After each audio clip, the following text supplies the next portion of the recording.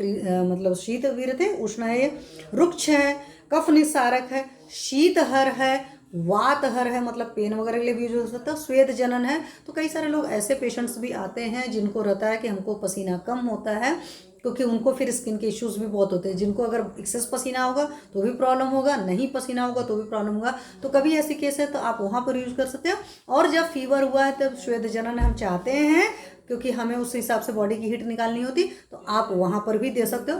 देख लीजिएगा टेम्परेचर कितना है, बहुत हाई ग्रेड में तो ज़्यादा नहीं लगाने को मतलब देने को मैं कहती हूँ, आप लोकल एप्लीकेशन कर सकते हो, उस तरीके से ज़्यादा अच्छा हो जाएगा।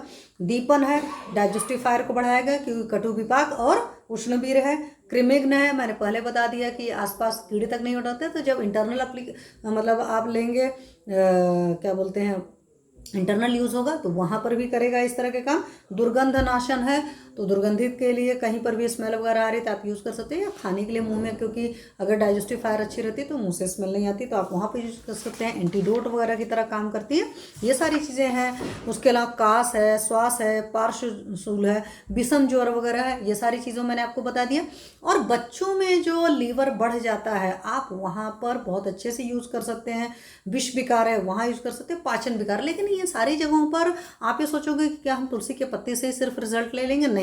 ये जब श्वास की तकलीफ है, पार्श्वशूल हो रहा है, लीवर बढ़ा हुआ है, इस तरह की सारी प्रॉब्लम हो रही है, विष विकार है, डाइजेस्टिव है, तो इन सारी जगहों पर इसको एज ए अनुपान लीजिए। अनुपान का क्या मतलब होता है, जैसे हम कोई दवा लेते हैं तो मॉडर्न में तो दवा को सिर्फ पानी के साथ ले लेते हैं, बट हमारे पास बहुत सारे ऑप्शन होते हैं। हम किसी दवा को घी के साथ लेते हैं, किसी को दूध के साथ लेते हैं, किसी को शहद के साथ लेते हैं, किसी को अदरक का सोरस डालते हैं, किसी को बिल्व पत्र का सोरस डालते हैं, किसी को तुलसी का सरस डालते हैं, किसी को कुछ कुछ करके, मतलब आप ये कर सकते हो दवा के साथ में अनुपान उसके पीछे पिया जाता है, तो वो चीज़ होता है। तो ऐसी सारी जगह में तुलसी जी बेस्ट अनुपान की तरह काम करती हैं। खास करके आप ये समझ लीजिए कि आपके अपर रेस्पिरेटरी ट्रैक्ट की जो भी प्रॉब्लम होती है वहाँ पर जो भी मेडिसिन आप दे रहे हैं उस मेडिसिन के साथ में तुलसी पत्र के सोरस को अनुपान की तरह यूज करिए और बताइए अपना रिजल्ट मेरे साथ। विदाउट आपने अनुपान यूज किया तो क्या हुआ, हालांकि जो आयुर्वेद वाले जुड़े हैं वो सारे लोग जानते हैं कि अनुपान के साथ मेडिसिन की इफिकेसी बहुत ज़्यादा बढ़ जाती है। मतलब एक होता है कि हम ऐसे पैदल जा रहे थे, एक हम गाड़ी से चले गए